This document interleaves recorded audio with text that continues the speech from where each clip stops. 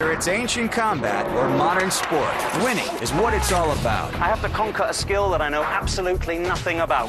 But how do you win? The History Channel car is history. This man has learned the hard way.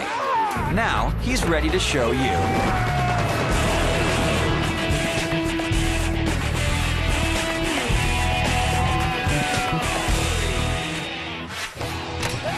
This is the valiant knight of the Middle Ages, the ideal of honor, chivalry, courage, and a killing machine. And how does one become a knight? You start as a squire. No mere servant, he's well bred of landowners and has been preparing for combat from the day he was born. The challenge for our Conquest team is to train as squires did, to become knights themselves. You're all young men of good family sometime in the Middle Ages. You're all squires. Question is, how do you become knights in armor? Now, these were like the top guns of the day. And instead of climbing into a jet fighter, they climbed into their armor, they jumped onto a horse, and they rode onto the battlefield. And the battlefield was ruled by the mounted knight in mail armor. Your task as our combat team is to find out how the knight in armor works, his strengths, his weaknesses, why he was so successful. We need to learn how to win as knights in armor.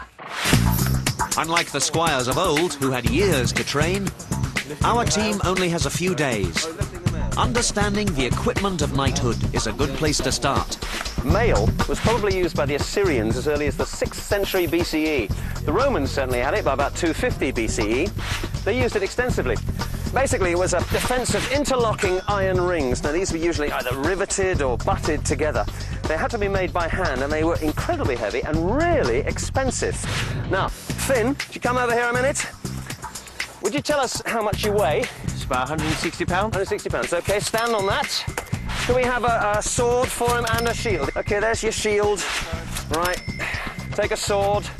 Right, and here's some mail gloves too. You're probably going to be wearing some of those and a few other bits of kit as well. How much do you weigh now? That's 220 pounds. So you've put on an extra 60 pounds, right? Basically, you're fully equipped now. Let's have a look at you. With your mail hauberk, your coif, your helmet, your shield, maybe your mail gloves, your sword, and you're pretty heavy. But this was the state-of-the-art defense from the 4th century to the 14th, 1,000 years. The question is, how good really was it? To answer that question, we're putting our squires up against a perfectly defenseless shirt of mail. It might stop arrows fired from a distance, but not from close range. And the team is very anxious to see how mail holds up to spear, sword, mace, and axe. OK. The spear gets the first lick. That's pierced it. Now, sword. That's pierced it. No difficulty at all. OK. The team obviously enjoys their work, as long as they're on the delivery end of the weapons. OK. How to go with the mace?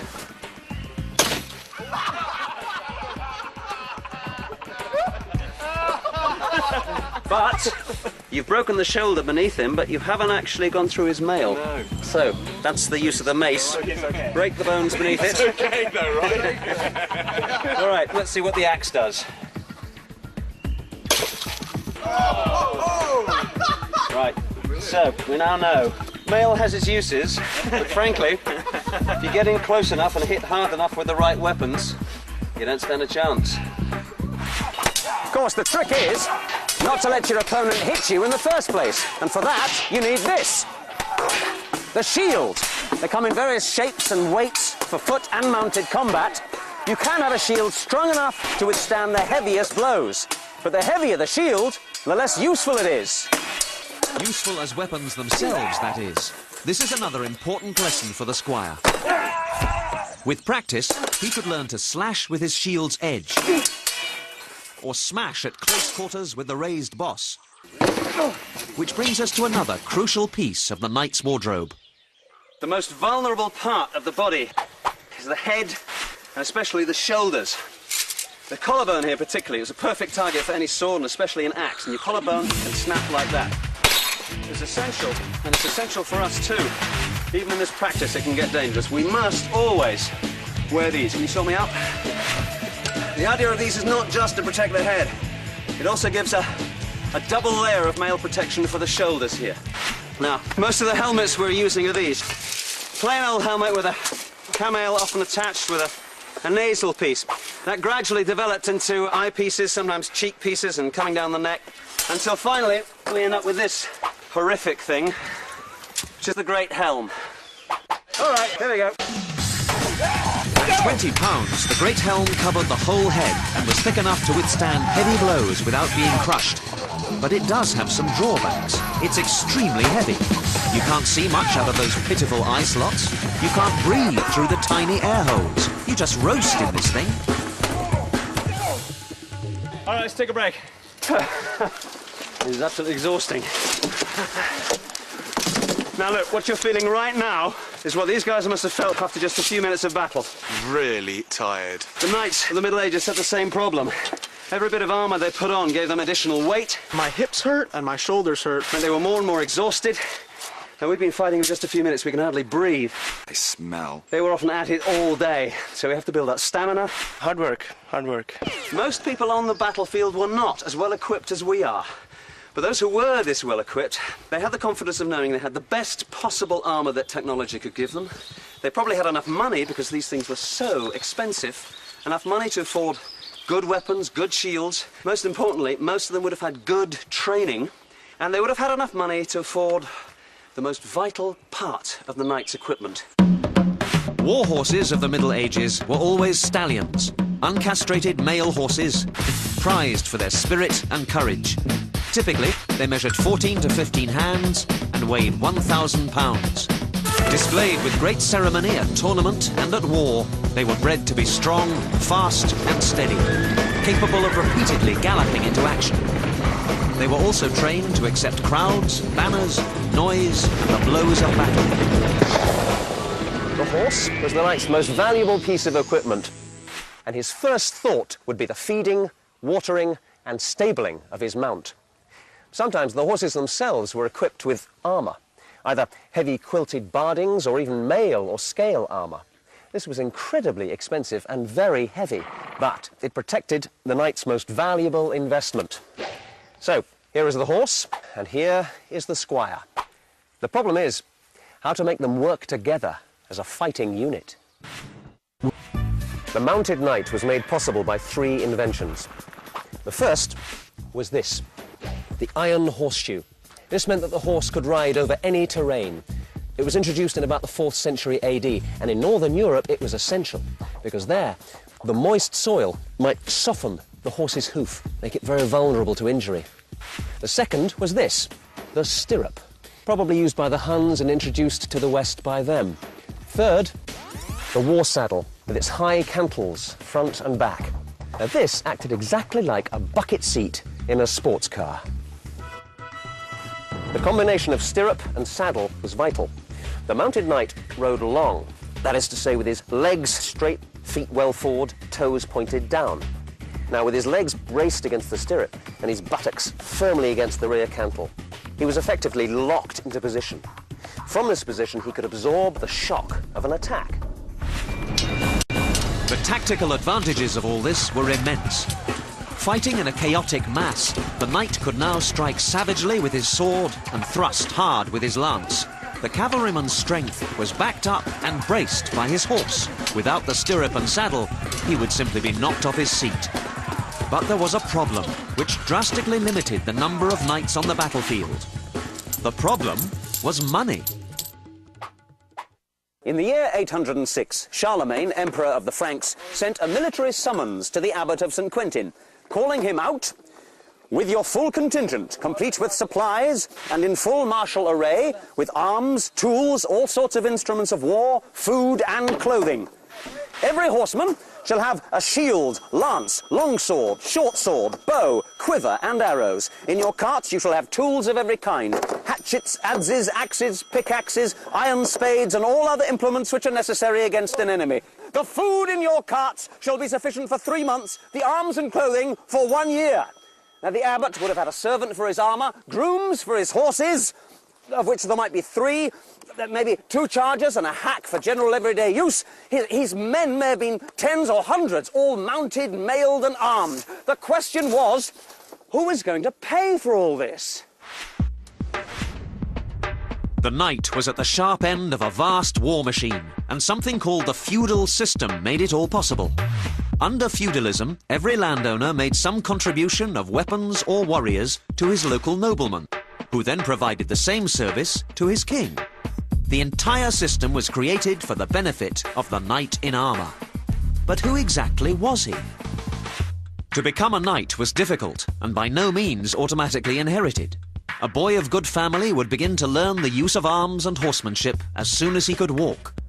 At the age of 7 or 8, he would be sent away as a page to the court of his father's lord and would receive constant training.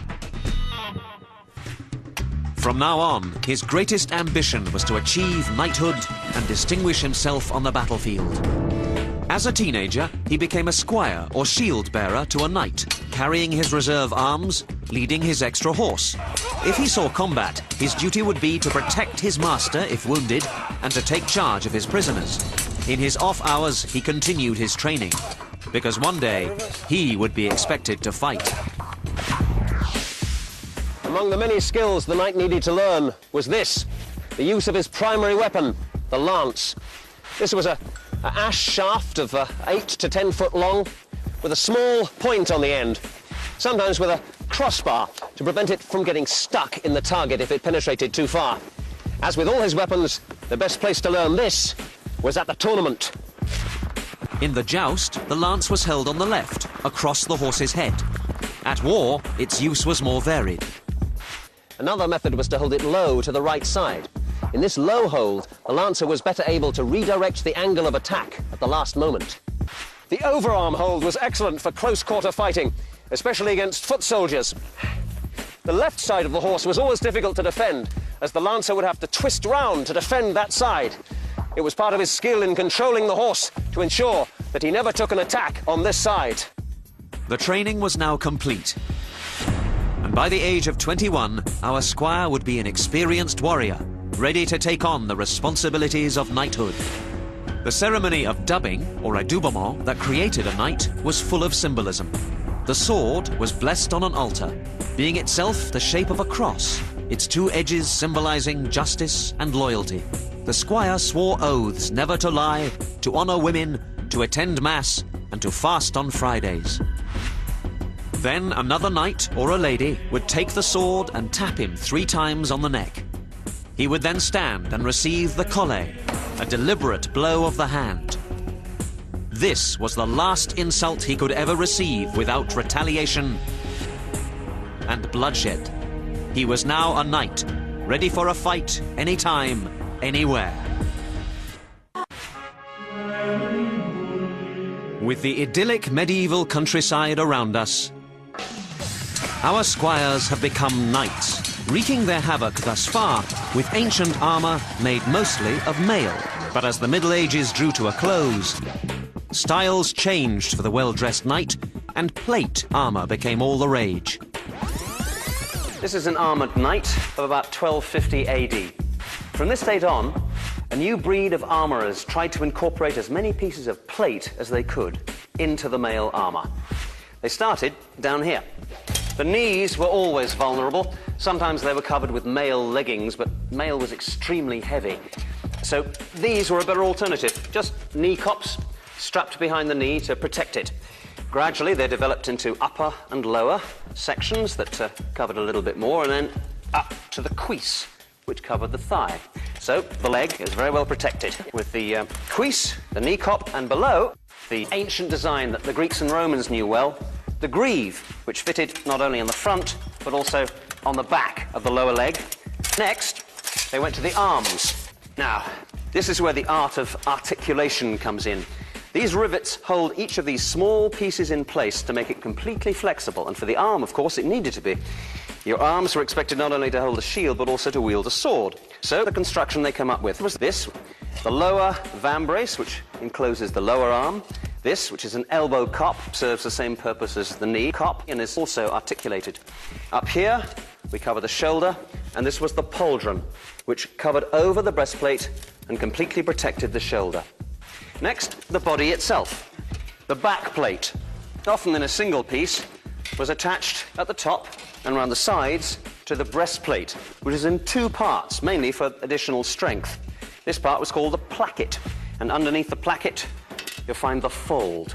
Now, the fold is made of a number of pieces which are all articulated, partly so that the knight could ride his horse, but also because in combat you'd be lifting your legs and running about quite a bit, so you needed a lot of flexibility above the leg. And also these, which are called tassets, which covered over the junction between the top of the cuisse and the bottom of the fold. Next, we had gauntlets. These are actually among the most difficult pieces to make. Each one has to be individually fitted to the person wearing it, and every finger needed to be articulated. Finally, the head. Most knights preferred this, the pig-faced bassinet. A single piece of steel, and then this visored face here, hence the pig. It had eye slots. These breathing holes, note that there are more on the right side than on the left. This was because in battle, or indeed in tournament, you were more likely to receive a lance on this side than on that side, so you had fewer holes. Underneath all this, of course, our knight no longer needed his mail hauberk. So he wore an arming doublet with all the mail in all the right places. Right, I think it's time to strip him down.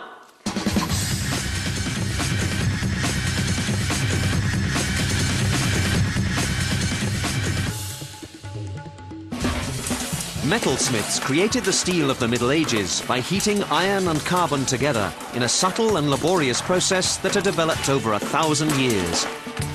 And in truth, even today we don't fully understand how they did it.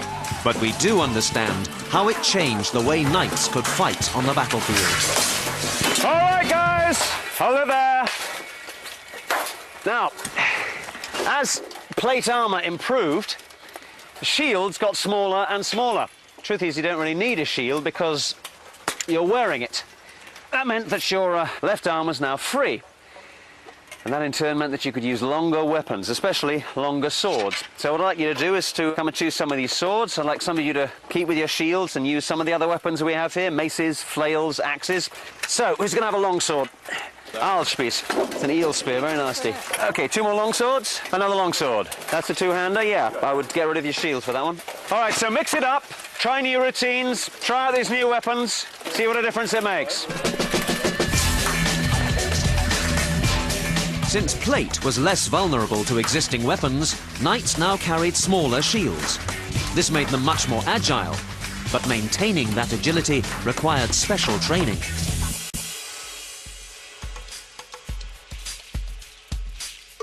Right, listen, the training for a knight in full plate armor included jumping on to his own horse. He had to learn to pull himself up a ladder just by his arms. He had to run an obstacle course and come out the other end fighting. So, we've got an obstacle course for you. There it is. You pick up a spear, you throw the spear into the target, you run through here, get over the hay bale, pick up a sword, hit the mail, go through the tunnel, get onto the horse, get off the horse, go to the wood, chop the wood, and you're finished. All right? You ready for that? All right. I'll set an example for the team and go first.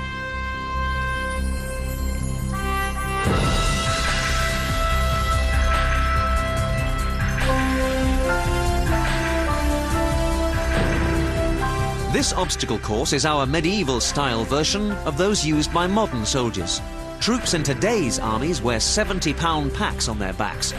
But I'm lucky. My gear weighs only 60 pounds, and it's evenly distributed over my whole body. In the Middle Ages, the best armor was custom-made, precisely fitted to the knight's exact measurements. Getting through the obstacle course is less of a problem than it might seem. All right, you lot, you try it. If our team seems a bit clumsy, remember this is only their first go at the course. With practice, they'd be experts. Constant training like this, as well as superior equipment, made the knight in his heyday truly formidable. But nothing is forever. Our team is now used to fighting as knights in plate armour. Unfortunately, during the Middle Ages, as well as today, weapons kept getting better. So the armour had to get better as well.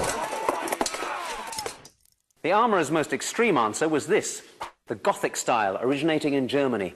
These corrugations added strength to the armour without increasing weight. This was a masterpiece. Every surface is turned, smoothed, streamlined, fluted. Look at these feet, articulated. Every single item here is articulated together in order to protect every part of the body. The steel itself was well tempered now. It could not only deflect blades and arrows, but even an axe blow would have difficulty getting through this. The armourer was approaching perfection.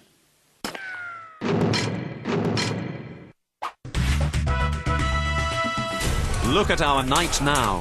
Fully clad in Gothic armour, he is master of the field. His superb skill at arms and his equipment allow him to fight off 7 men at once.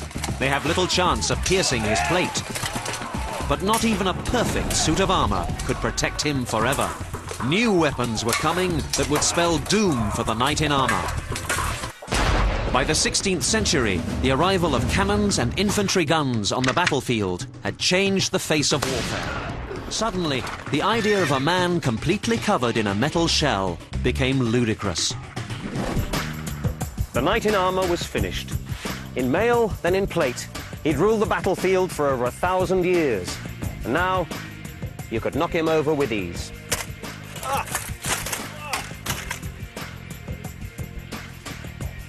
This time, he wouldn't be getting up.